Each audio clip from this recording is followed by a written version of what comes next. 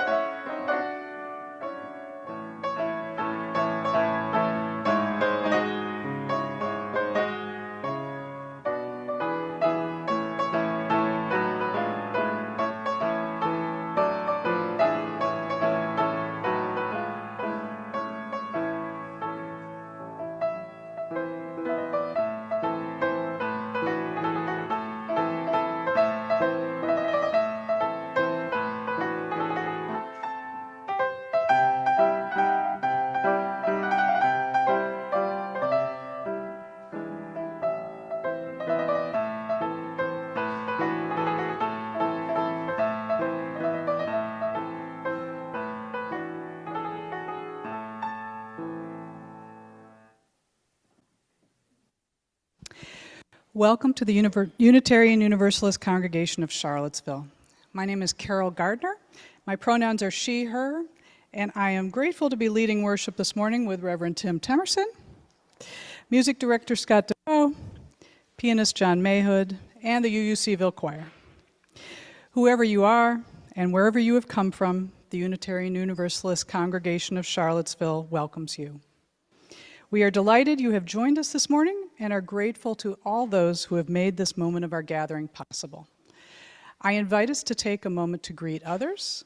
Those who are online may unmute, and those here in the sanctuary or social hall are welcome to greet your neighbors, especially those you may not know. We offer a special welcome to newcomers and invite you to join us after the service in the social hall. You are also invited to use one of our red coffee mugs and sit at the newcomers table, which you can identify by its red tablecloth. There is a live stream of the service in the social hall. All are welcome in the sanctuary, but for those needing a roomier space, the social hall can be a good option. Those on Zoom are invited to stay online for conversation following the service. Many thanks to all the people who make Sunday morning services possible. Our greeters, ushers, hospitality and altar decorating teams, and our wonderful religious education leaders and volunteers, and our AV team led by Nash Ford. I also offer greetings from the Board of Trustees. So good morning. I'm doing two things today, yes. I am very honored to serve as the president of the Board of Trustees this year. And I wanted to lift up today that we are conducting a member survey. Hopefully you've seen about it in the newsletter. There is also a table in the social hall. We're trying to help connect you. There are so many things going on in this congregation that sometimes it can be hard to keep track. So the survey is meant to help understand what your interests are, where we might connect you to something that would be supportive of you. Anything from helping in the kitchen or the greeting and ushering. Maybe you've got a family member with dementia. We have a support group for that. So please, if you haven't already done so, fill out the member survey or stop by the table in the social hall after the service. Thank you. And now I'm back here. Here are this morning's announcements. The 2026-27 UU Pledge Drive is underway. As of this morning, we have received over 430,000 in pledges. Whew. Our goal for the pledge drive is 575,000, so we still have quite a ways to go. The pledge drive ends on March 31st, so if you have not yet made your pledge, please stop by the pledge drive table in the social hall and make your pledge today. The social hall is a busy place, you will have noticed. I mentioned the survey already. On Tuesday night, Impact will be hosting its annual Nehemiah Action beginning at 6:30 in the Martin Luther King Performing Arts Center at Charlottesville High School. We hope to get a record turnout from UUCville. And you can stop by Impact's table in the social hall, again, to learn more and get your free tickets. Next Saturday, March 28th, the UUCville Mosaic Squad is inviting all of you to join at the No Kings protest at Stonefield. The protest runs from 1 to 2:30 in the afternoon. There will be a brief organizational meeting today here in the sanctuary at 12:15 for those who are interested in carpooling from the church. The meeting should only take a few minutes, so please stop by. And please join us for what promises to be one of the largest and most important protests in American history. Yes.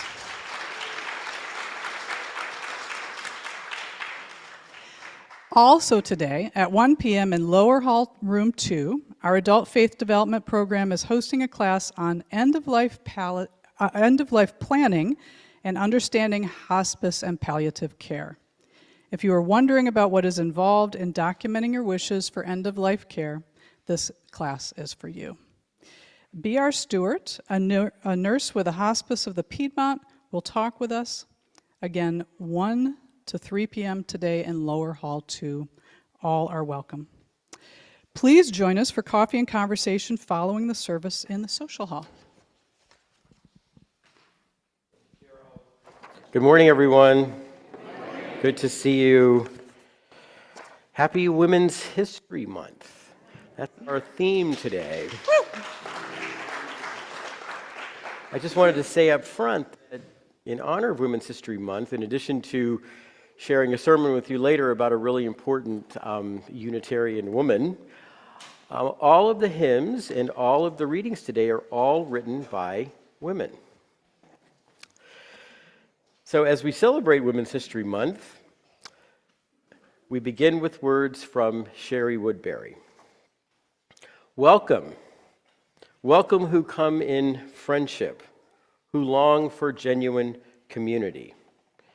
May you be graciously received as your authentic self.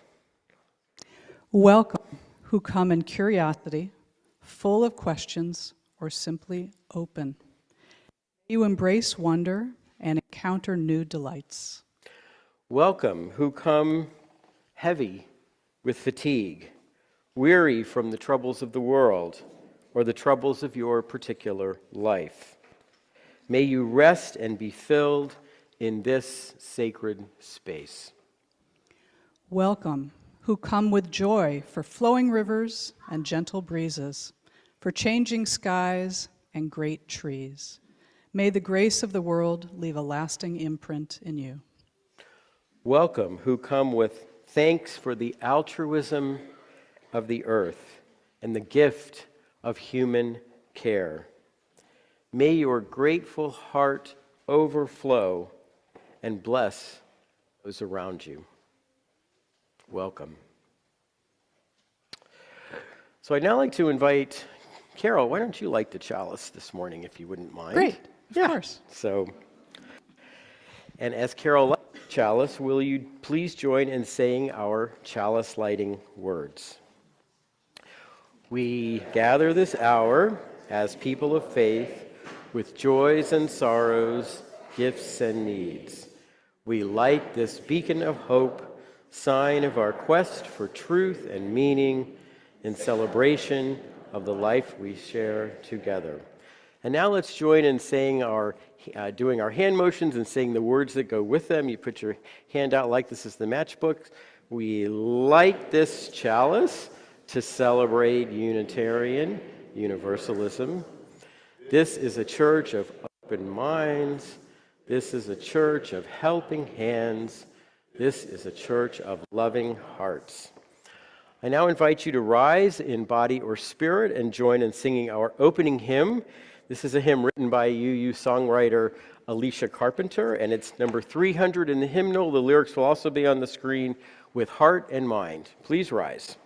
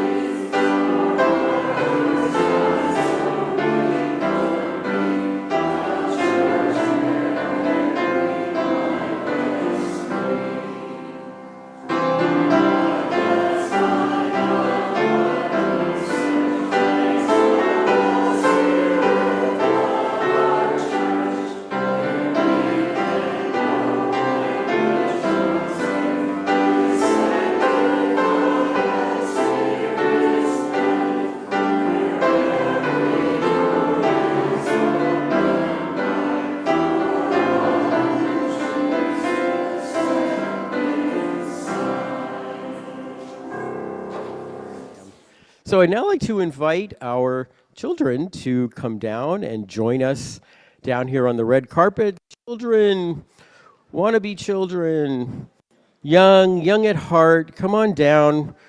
Got some very wonderful things to share with you today, so come on down.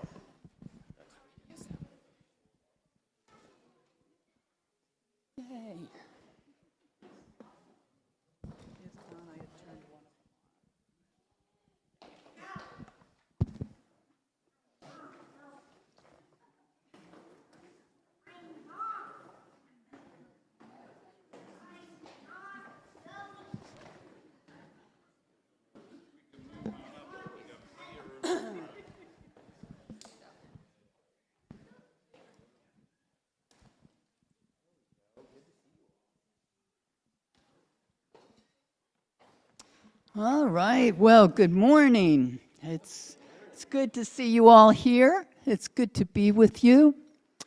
You know, I have been teaching the 2nd to 4th graders this year in our curriculum, Growing Anti-Racist UUs. And so we've been talking about some important things in that class. We've been talking about this country and its history, and some of its history in racism. And we've been talking about freedoms. How much is that on our minds these days? And civil rights, and justice and fairness for absolutely everyone. And so all of those conversations, you can see some of the art and some of the work they've done in the social hall after the service. But all of those conversations with you all have led me to thinking about another part of our history that you might not be so aware of. And that's an organization that we are a founding member of called Impact. Has anybody heard of Impact here in the congregation? Okay, well, I'm going to tell you a little bit more about it because this is the 20th anniversary of Impact. 20 years ago, this year, in 2006, Impact was founded. And we were one of those founding congregations, along with Catholics and Protestants and Jewish and Muslim congregations. Part of people being Black and white and South Asian cultures and Hispanic folks. And all of us came together around justice, around fairness for everyone. And what we hold every year is we bring our members and our friends to what's called a Nehemiah action. And in the Nehemiah action, we talk to public officials and we find out if they're willing to support the things that we've looked into this year. And so every year we hold that, and I want to show you some things that I have gathered together from Greta, who has been a long-time person involved in Impact. You won't be able to see it very clearly, but it'll be in the social hall after the service as well. But this was pictures, all kinds of photos of people speaking and addressing the audience and participating in 2006, that very first year. Isn't that incredible? We have that kind of history here. And we were there. We were part of it. We have been part of Impact right from the very beginning. So, yes, I'm going to put that right there for now.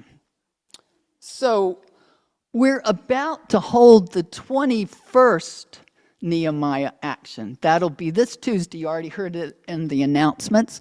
It'll be from 6:30 to 8:30 at the Charlottesville Performing Arts Center. And there we're going to talk about important things like affordable housing needs, because there's a crisis in this area, and talk about public transit. The buses are not on time at all. Talk about neighborhood safety and gun violence. And we're going to ask our public officials about that. Here we have participated. Our choir has sung at the Nehemiah Assembly. Reverend Leah, our own Reverend Leah, has prayed at a Nehemiah Assembly. And Kelsey Calger, wherever she is, and I have both been co-presidents of Impact. But the most important thing to know is that Impact is about you all coming, you all participating, you all being there to witness as we show how much power people have when they stand together. And that's what we're hoping for all of you to come. Now, there's one other thing that we're lifting up this morning in general, and that's Women's History Month. And this morning, during this time, we want to lift up the contributions of Greta Dershomer, who's with us this morning. Greta Dershomer.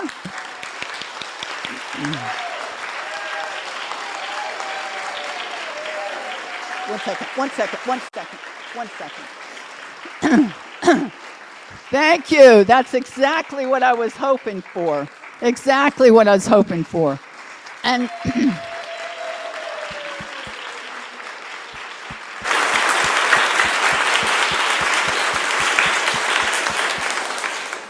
before Greta talks, I just want to say a word about something that I heard from one of our Impact leaders. I was talking to her about Greta and her contributions, and she said, we would not even have the Albemarle County Affordable Housing Investment Fund if it were not for Greta Dershomer. We wouldn't even have it.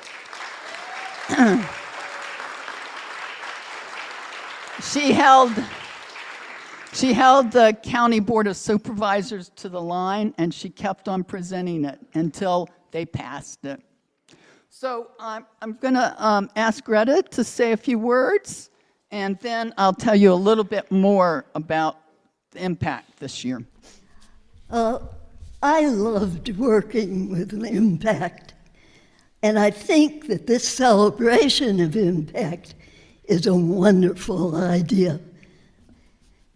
Working with Impact, I got to know a lot of people from other Impact congregations in Charlottesville and Virginia, and even in some other states. They were all people who wanted to help other people who needed help. And we were all people working together to do that work. So we we became friends.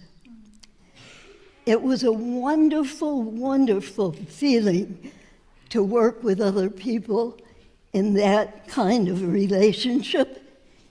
And it was wonderful to know that working together with other congregations, that way, that particular way, we were able to get city and county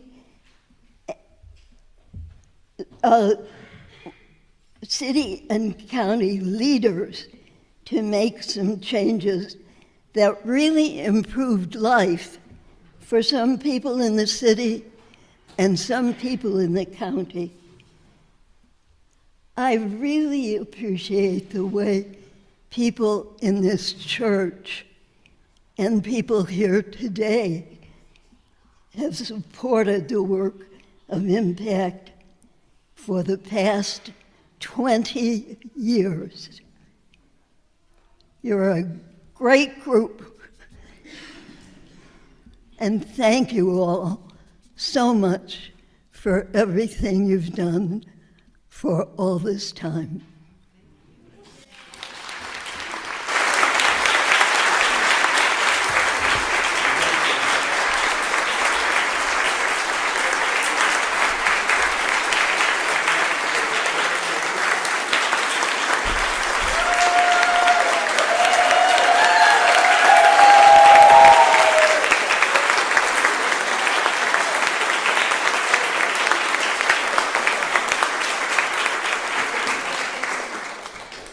Have you guys ever felt sad or angry about how people treat each other sometimes?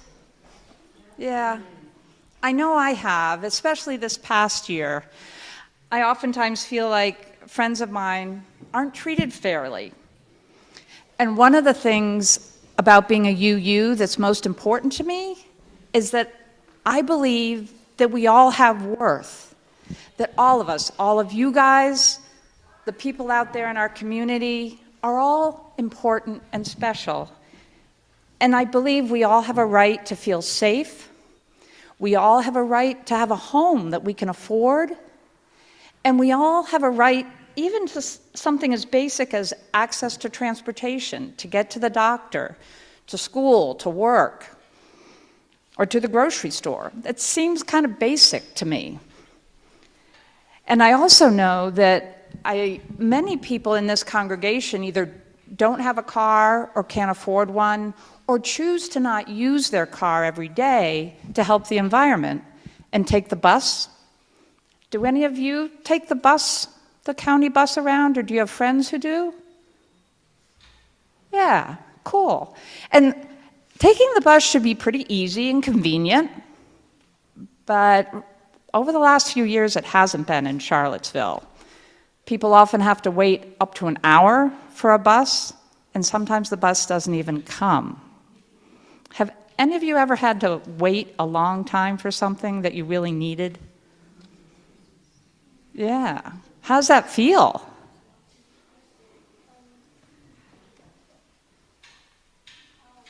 Yeah, well, you can feel frustrated. Like, when are they coming? When are they coming to get me? I need to be someplace. And that doesn't seem right to me, that you have to wait so long.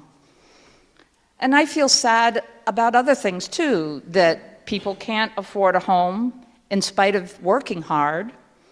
That doesn't seem fair. I feel bad about people feeling scared about hearing gunshots in their neighborhood or near where they work.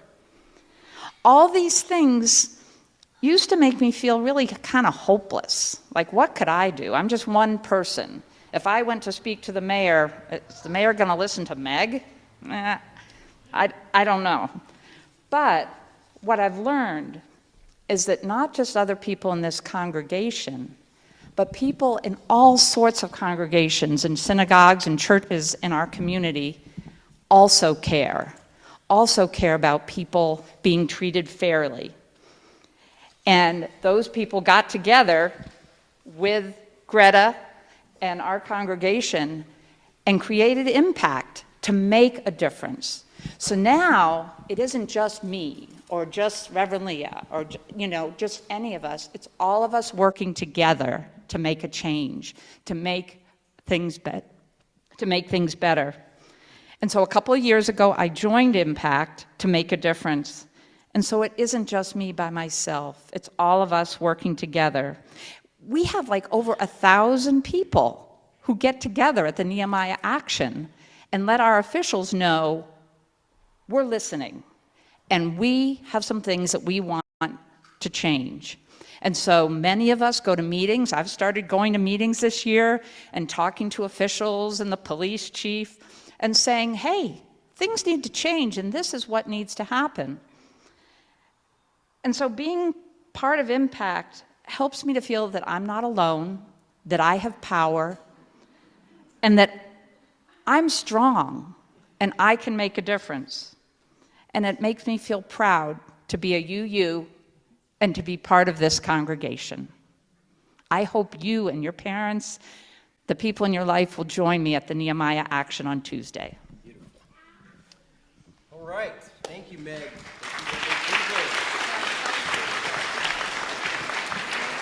And thank you so much, Greta, for all that you have given to everything.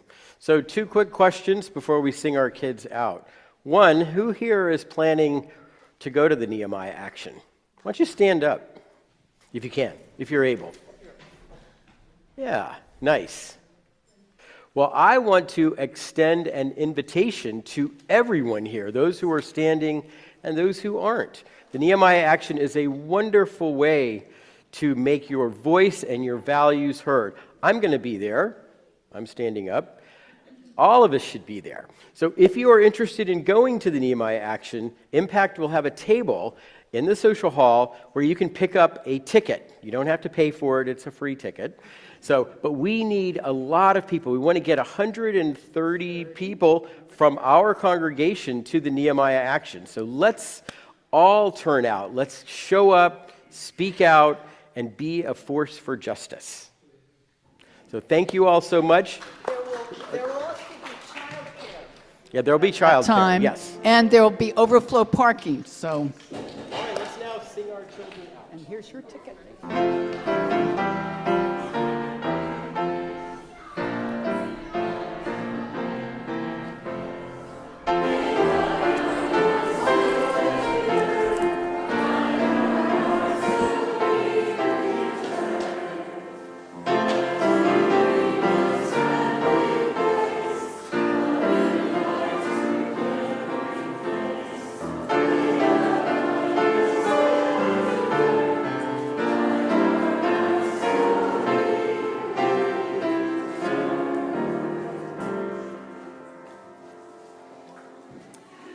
We are an interconnected community that cares for one another. Part of how we embody this care is by making time each week to share the joys and sorrows we hold in our hearts.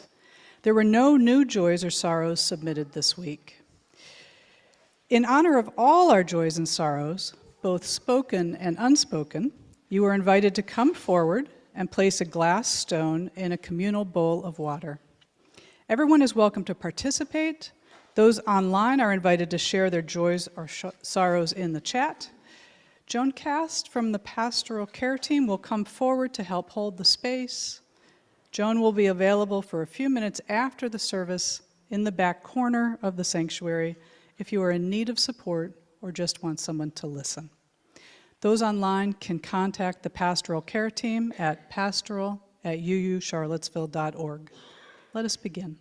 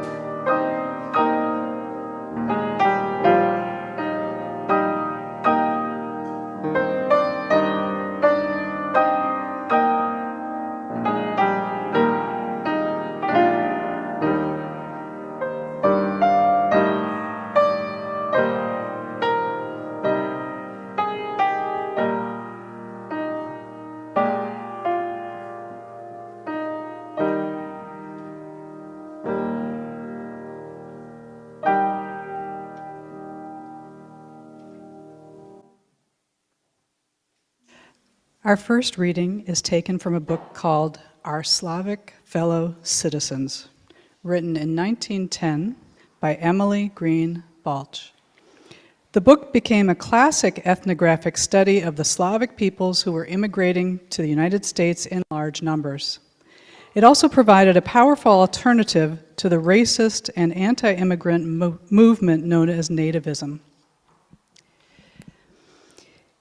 It is obviously our plain duty to give the immigrant fair treatment and honest government, and to maintain conditions making wholesome, decent living possible.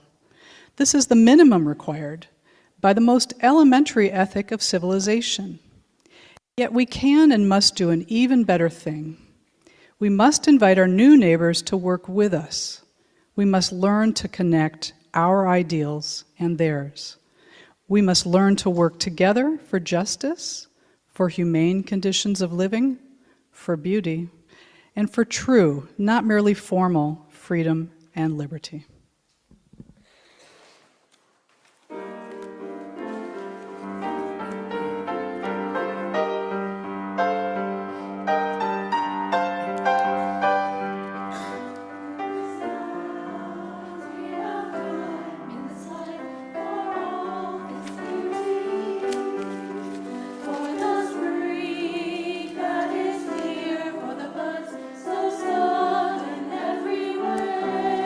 Singing together out loud this chance to begin, as we are learning to believe it's possible to receive love, to be loved, learning to believe it's possible to delight in love, to open our hearts to love.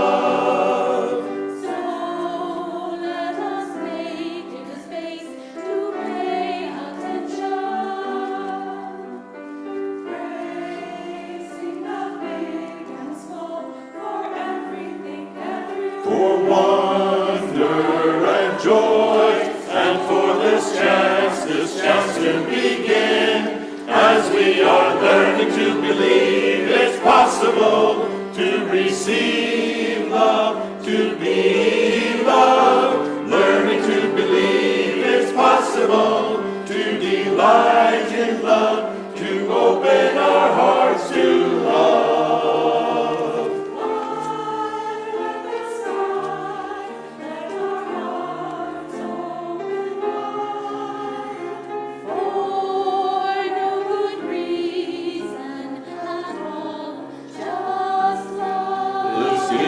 Of life, flowing and free. Yes, we are learning to believe it's possible to receive love, to be loved, learning to believe it's possible to delight in love, to open our hearts to learning to believe it's possible to receive love, to be loved, learning to believe it's possible to delight in love, to open our hearts, delight in love, to open our hearts to love.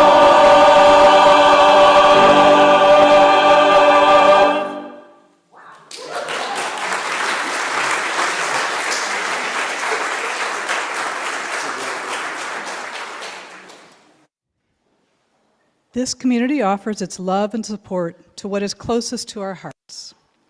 Another way we show our care for one another is in sharing our financial gifts with our community and with our congregation.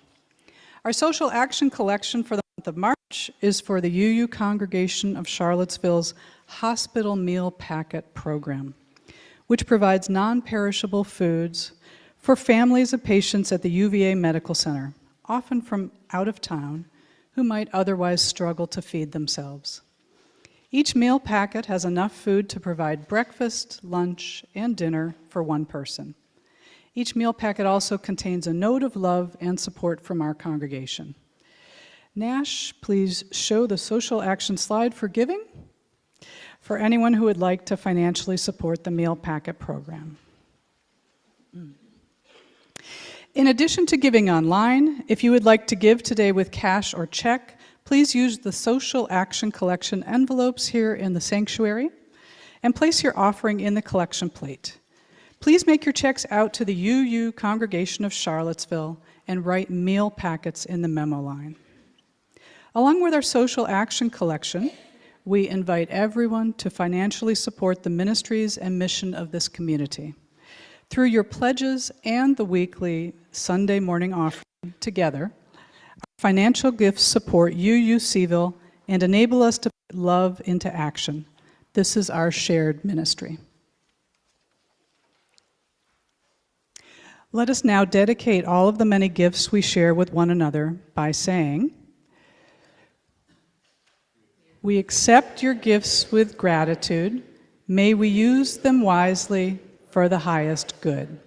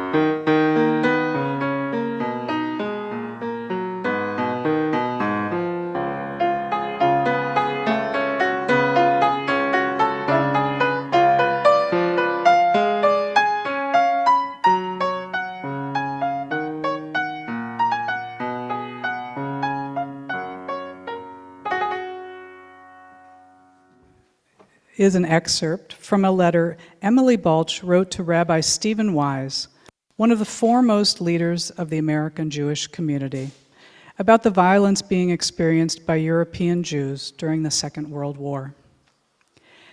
Our boundless horror, sympathy, and grief cannot be put into words as we think of those who are being murdered and those who are tortured by anxiety and horror over the fate of those near and dear to them.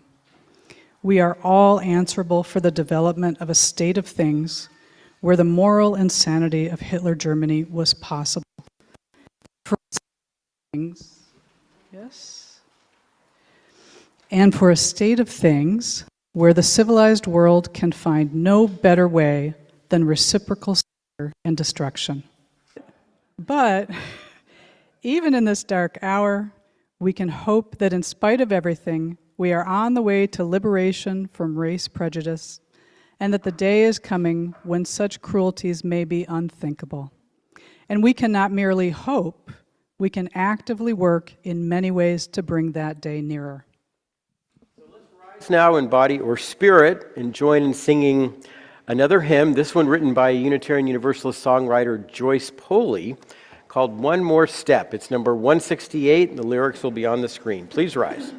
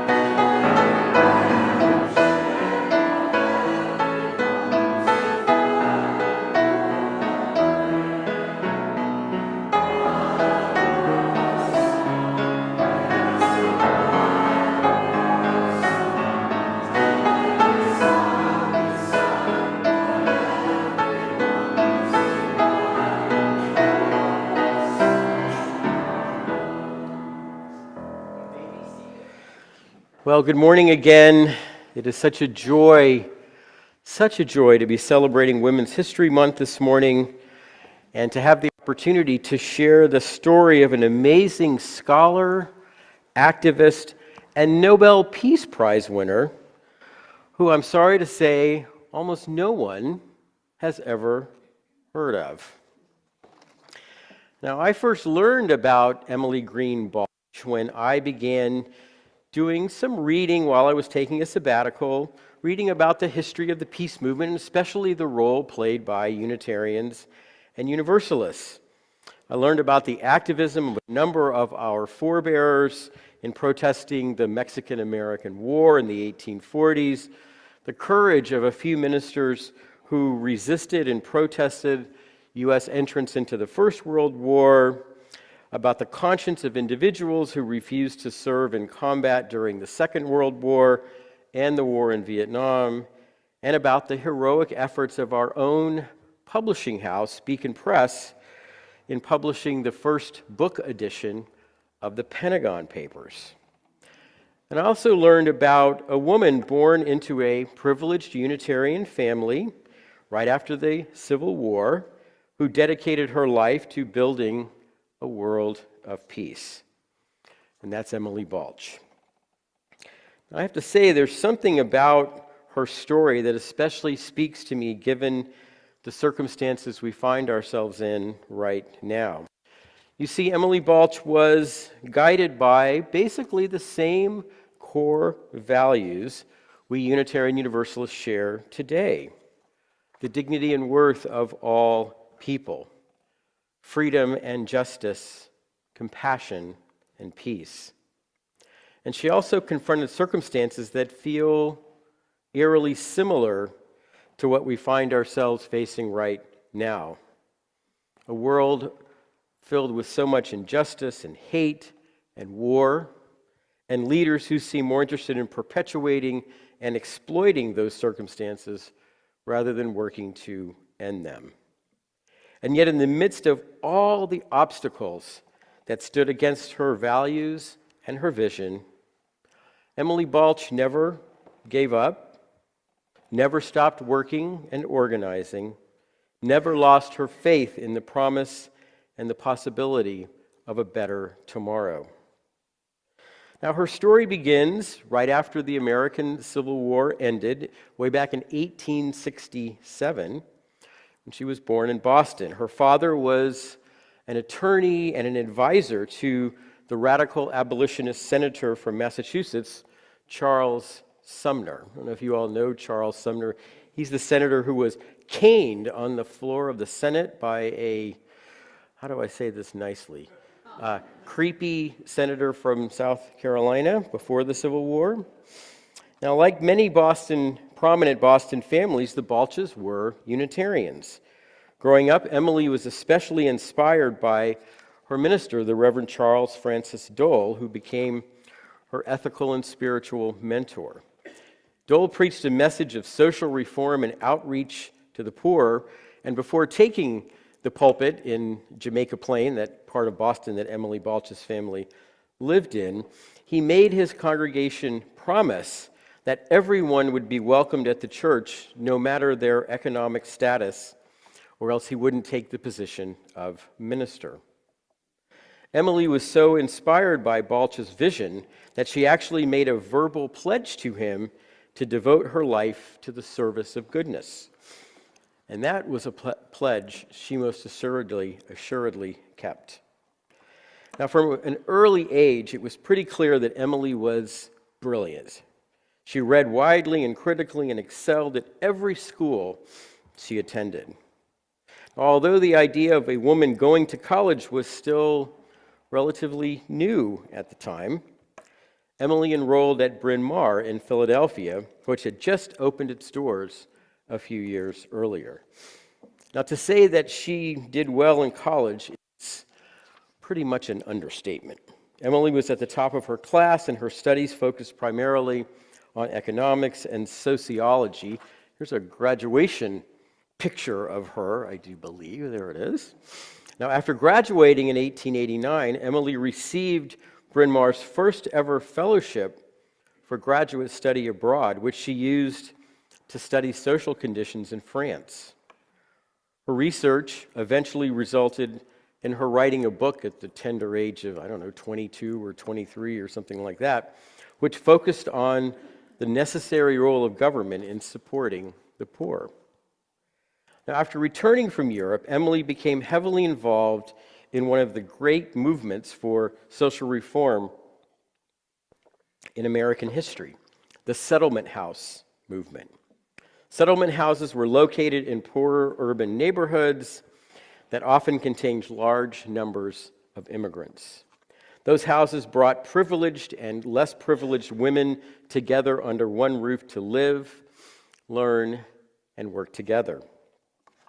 The most famous settlement house in the United States was, which I'm sure some of you have heard of, was Hull House in Chicago, founded by Jane Addams in 1889.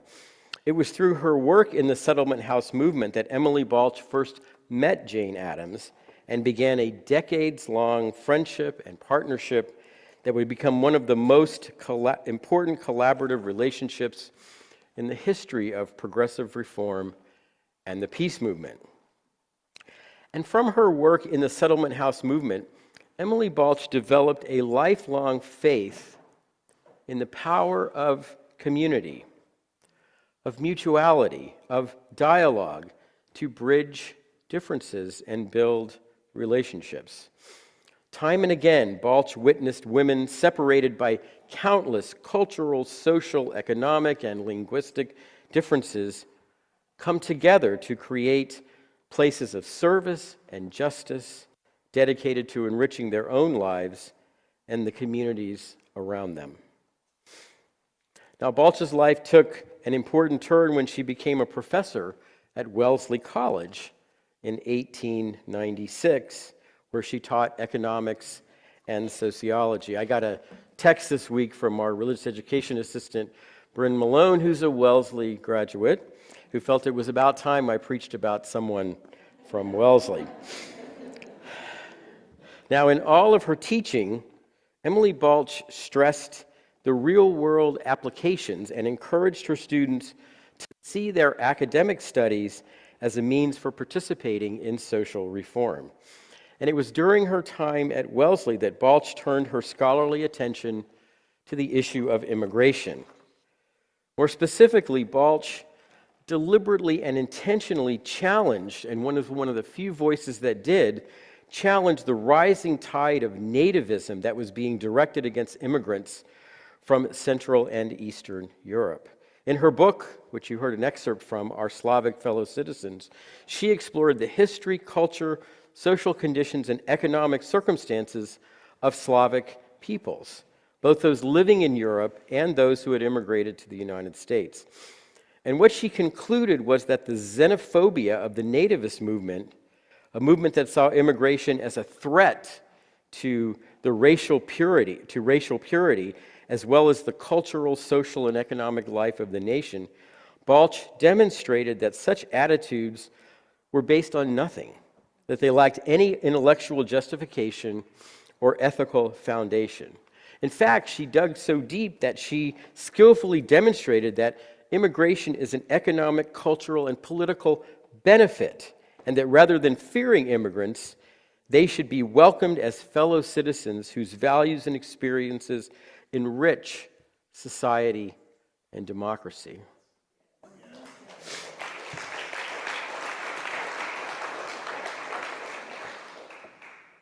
I guess you agree with my next line, which is, boy, we really need Emily Balch's wisdom today. Now, when the First World War broke out in the summer of 1914, Balch immediately joined and began to lead the burgeoning women's peace movement. She saw the war, and really all war, as a tragic and wasteful exercise in imperialism, racism, and militarism. Working closely with Jane Addams, Balch helped found the Women's Peace Party in 1915, which was the forerunner of the organization Balch would devote most of the rest of her life to organizing and leading, the Women's International League for Peace and Freedom, the shorthand name for which is the WIL. So I think I've got a picture of Emily Balch and Jane Addams standing together there.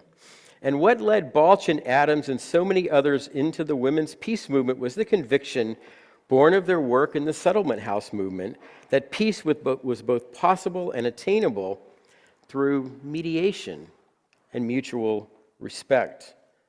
Now, I know for some it may sound simplistic and perhaps naive. The women's peace movement believed that human beings, no matter how divided or different they might be, that human beings can come together to work their disagreements out through dialogue, trust and confidence building, and shared understanding. Of course, the fact that the efforts of that peace movement, of people like Addams and Balch, did not result in a permanent peace, of course, has led cynics to scoff at the beliefs and goals of the peace movement at organizations like the WIL. I must say that I have always found such cynicism short-sighted. There are plenty of examples in history to support Balch's conviction that human beings can come together to bridge their differences and build peace. The problem isn't with Emily Balch's vision or faith in dialogue and mutual understanding, but with our failure as a species to follow her example and to engage with and embrace our differences rather than using them as a rationalization for all those things that tear us apart. The problem wasn't Emily Balch or the women's peace movement. The problem is all who have failed to heed her words and embrace her vision. Now, I want to pause for a moment to say a word about Emily Balch's Unitarianism and her relationship with Unitarianism, and especially the impact that the First World War had. Because you see, although it's impossible to pinpoint an exact date, it seems to be that during the war that Balch drifted away from Unitarianism and found her way to the Society of Friends, to Quakerism. According to one of her biographers, Balch was drawn to the Friends because of its unwavering commitment to peace, and I imagine that she was inspired by the creation of the American Friends Service Committee during the First World War. I'm sure those helped make her decision. Now, it isn't clear if Emily Balch actually soured on Unitarianism, but I wouldn't be surprised if her decision was influenced by a not so admirable time in our history, a time in which a very pro-war nationalism swept through much of Unitarianism after American entry into the First World War. And that jingoistic nationalism proved to be especially harmful when the American Unitarian Association sought to stifle dissent and criticism of the war within our denomination. In fact, in what has to be one of the most shameful episodes In the history of our tradition, the AUA threatened to withhold any financial support from any church that refused to fire a minister who dared criticize the war effort. And I'm sorry to say that there were ministers who lost their jobs because they had the courage of their convictions. I'll also add that Emily Balch lost her job because of the courage of her convictions. Having taken an extended leave of absence from her teaching responsibilities at Wellesley, she sought to return after the war. But she was informed by the college that her services were no longer needed, and it was pretty clear that it was Balch's activism that led Wellesley to part ways with her. Now, I have to say that Balch's dismissal from Wellesley turned out to be one of the best things that ever happened to the peace movement. She was now free to throw herself into her full-time peace work, and Balch soon became the leader, the guiding force of the Women's International League for Peace and Freedom. And thanks to her extraordinary abilities as an organizer and an administrator, Balch soon built the will into a formidable voice in the peace movement. She was, and it's shocking to me to see what impact the peace movement had in this era. Balch was a frequent participant and invited to participate in peace conferences, and her name and influence was so great that she often met, including one-on-one, with U.S. presidents.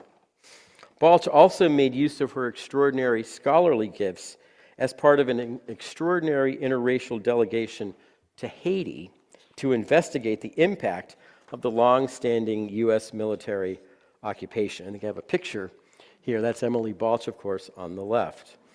The report produced by the delegation, which Balch helped write, documented the terrible abuses that the occupation had inflicted on the Haitian people and argued that only when Americans learn to work with Haitians as equals will their efforts bear fruit. The report's powerful critique garnered quite a bit of attention and helped precipitate the journey to ending the occupation in the mid-1930s. Now, it's not surprising that, speaking of the 1930s, that the events of the 30s, especially the rise of fascism in Europe, was of great concern to Emily Balch and the Will. They watched with growing unease as racism and anti-Semitism grew in strength. And hearkening back to her work on immigration decades earlier, Balch worked tirelessly to increase the volume of refugees being admitted into the United States. Now, as conditions worsened in Europe, Balch diverged from many of her colleagues in the peace movement in recognizing that war, that violence, might be needed to end the menace of fascism and genocide. She felt strongly that pacifists could not simply ignore the most horrific human rights abuses, all in the name of preventing war. Peace and justice, in Balch's view, are indivisible, and you can't simply sacrifice one for the sake of the other. And her understanding of this inherent connection between peace and justice and the responsibility all of us must bear for both is evident in the powerful letter that she wrote to Rabbi Stephen Wise during the early years of the Second World War. Balch expressed her deep sorrow at the catastrophe being experienced by European Jews and her sense of responsibility for what was happening. And as she says so well, we are all responsible for the moral insanity that gives rise to fascism, to someone like a Hitler, as well as the fact that no means have yet been devised to deal with such moral insanity other than reciprocal slaughter and global war. And yet, in spite of the darkness that engulfed the world, and this is where I really think we have a lot to learn from Emily Balch, she didn't lose faith in the possibility of peace and justice. As she told Rabbi Wise, the day is coming when such cruelties as those now going on may become unthinkable, and we can actively work in many ways to bring that day nearer. No despair, no giving up, no What's the point? Emily Balch never stopped, never turned her back on her ideals. Now again, I don't know about you, but I might have said, I don't know if all these values I have, if they're really going to hold up, given all the calamities of the Holocaust and the Second World War. And you know, it was that unshakable commitment to peace and human dignity that led the Nobel Committee to award her the Peace Prize in 1946. And I want to share with you some of the closing words of the acceptance speech she gave when she received the award. This is Emily Balch. As the world community develops in peace, we are not asked to subscribe to any utopia or to believe in a perfect world just around the corner.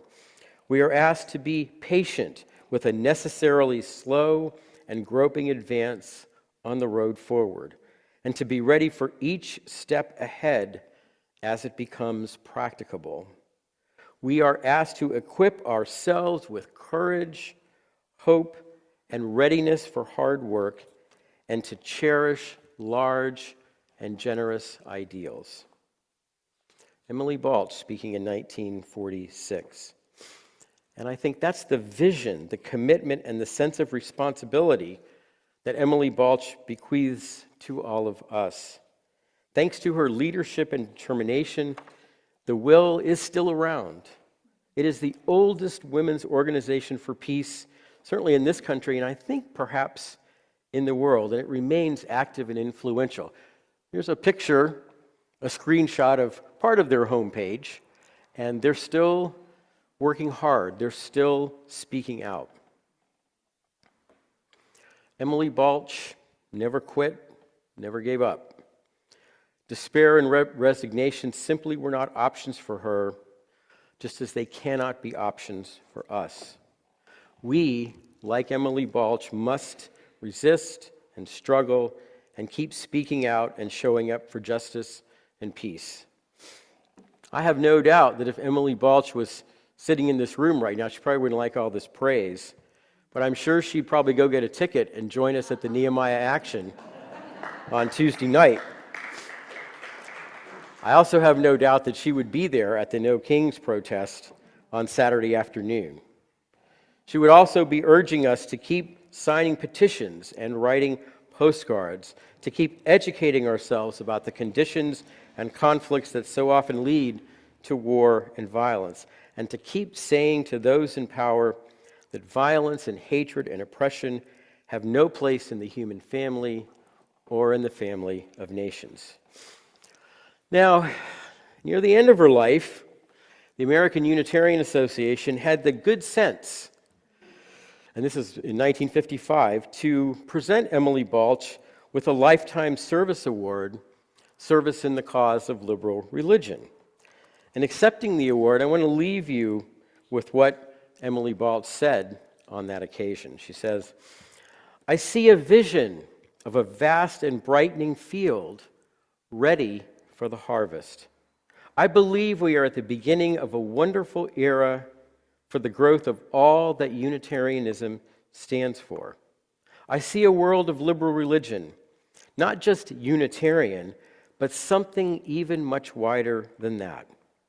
The time has come to break down the dikes and let the healing waters flow over us. I see in us, young and old, the seed of the world that is to be." Can't say it any better than that. Amen, and blessed be. So I invite you to rise now in body or spirit. Let's join in singing hymn number 121, "We'll Build a Land," written by songwriter Carolyn McDade. And we'll be singing verses 1, 2, and 4. They'll be on the screen. Please rise.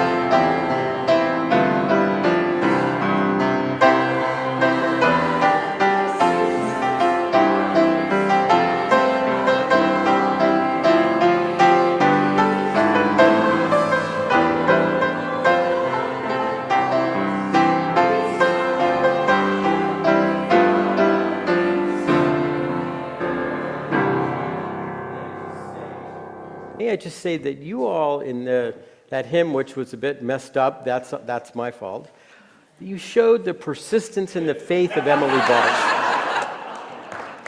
So well done, well done. So let me leave you this morning. Oh, and Carol, would you please extinguish the chalice? Let me leave you with these words from another great woman, not a Unitarian Universalist, Dorothy Day, a contemporary of Emily Balch's. People say, what is the sense of our small effort? They cannot see that we must lay one brick at a time, take one step at a time. A pebble cast into a pond causes ripples that spread in all directions. Each one of our thoughts, words, and deeds is like that. No one has the right to sit down, to sit back, and to feel hopeless. There's simply too much work to do. Amen. Blessed be, and go in peace.